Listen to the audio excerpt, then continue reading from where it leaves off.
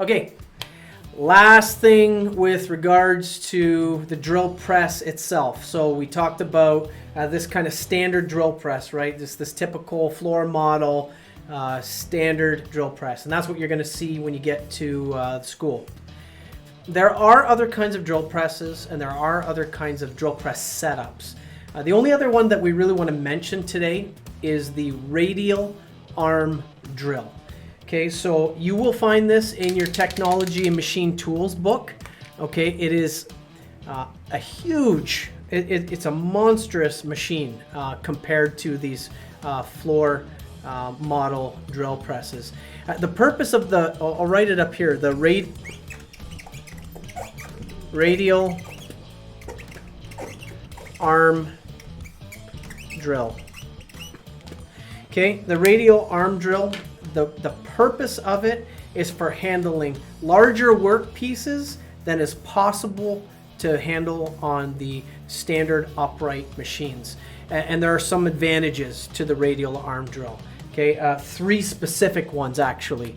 Number one, or A, here we got, it will handle larger and heavier work. Okay. A second thing, the drill head can be lowered or raised.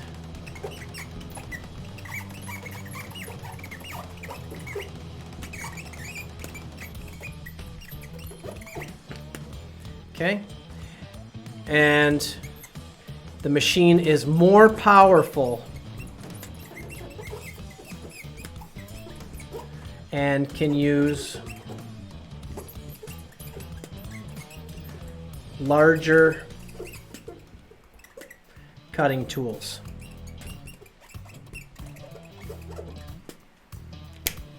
So if you have a large piece of work with big holes that need to be created, and it requires, you can imagine, the bigger the hole, the more force that's needed, right? So a radial arm drill is a much larger, thicker, taller, stronger, powerful machine that will allow us to have a little bit more versatility. We can place large blocks of very heavy steel right on the table, or we can move that table out of the way and place them right down on top of the base of the machine itself. So take a look in your technology machine tools book to get a picture, or wait till you get to the school because we have a radial arm drill right at the back of the shop, right next to the heat treating oven.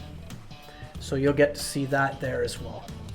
Now try to picture that spindle that comes down out of the head. There has to be a way to attach a cutting tool to it. So typically there's a couple of obvious tool holders that we can use. One is called the drill sleeve. Okay, so drill sleeve.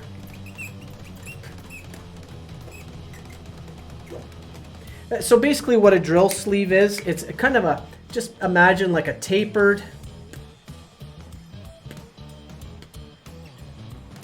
tool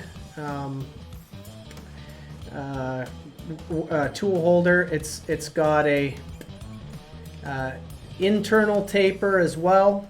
It's got a hole along the body like this, and what you would do is you would put your drill in here, right? You'd put your drill inside this tapered sleeve.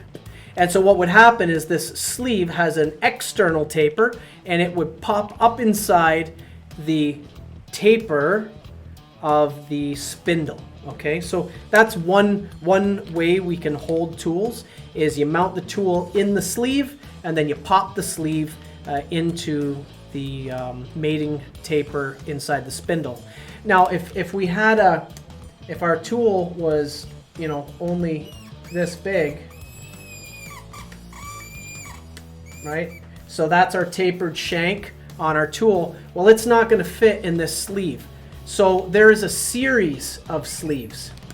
they will progressively get smaller, and you can actually take this sleeve and stick it inside another sleeve, and then you can take a smaller sleeve and stick it inside that sleeve, and then put that drill inside the smallest sleeve. So you create a stack of sleeves so that you can drive the size tool that you want, right? So the drill press spindle will both drive and hold the tools, but how it holds it is dependent on the machine itself. So some machines will hold drill sleeves.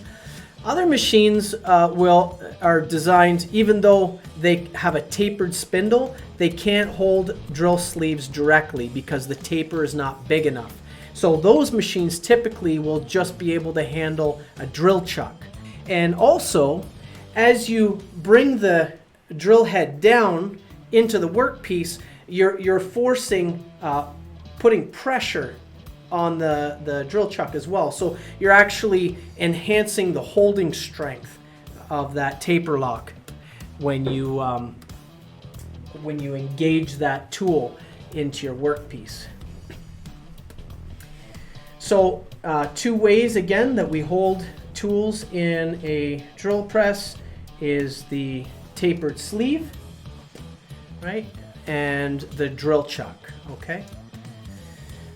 So that's in the spindle. What about on the table? So we have a few options of how we can hold work to a table.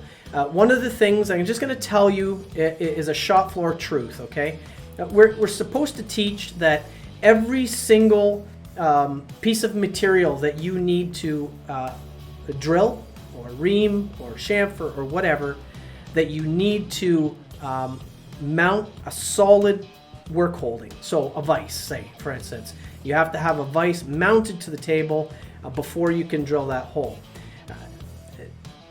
That's not entirely true, okay? So if you're just drilling a small hole, you're running at a slow spindle speed or really high spindle speed, or you're just creating a chip break, like to provide a chamfer around the top of a hole, you're not going to move a vise, right? So what we would do is we would take that vise, we would sit it down on the table, we would put a stop behind the vise so the vise can't slide off the table, so if you're coming down drilling and it hits the work and it does try and move it, it'll just bounce against a stop, right? So you will see that in some of the demonstrations that we do. You'll see your instructor do it. You're going to see it in some of the videos. But what's the spirit behind this, guys, right? If you're ever unsure or something doesn't feel right or safe, then don't do it. There's absolutely no need to take risks. But we go back to what we talked about with the feel, right? You will get into a comfort zone. I'm not saying be complacent. That's not what I'm saying.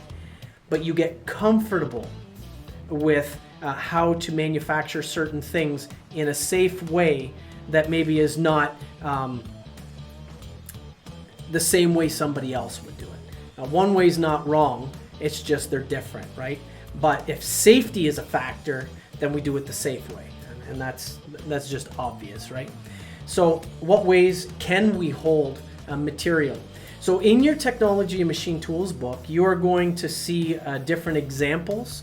These are the ones that you need to get familiar with, guys. So number one is the angle vise. Okay. Now we already talked about the drill vise. I guess I should make this number 2, right? Drill vise is our primary one. And then we have an angle vise. We have a contour vise. Okay, so this class, we're naming accessories. We don't have the time to go into every single one, obviously. We have V-blocks.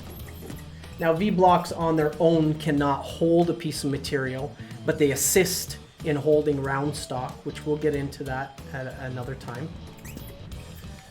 We have step blocks.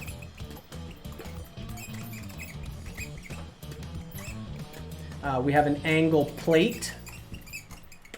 Again, on its own, will not hold material, but it assists. Okay. We have a drill jig. So this is something we'll come back to at a later date. And then finally, we have clamps or straps. Okay, so these are the common work holding devices that we would hold material in so that we could drill, ream, counterbore, countersink, etc., etc. But the one we choose is dependent on what we're trying to create and the rigidity of our setup. But this is going to be the go-to, okay? Your drill vise is almost always going to be what you're going to use.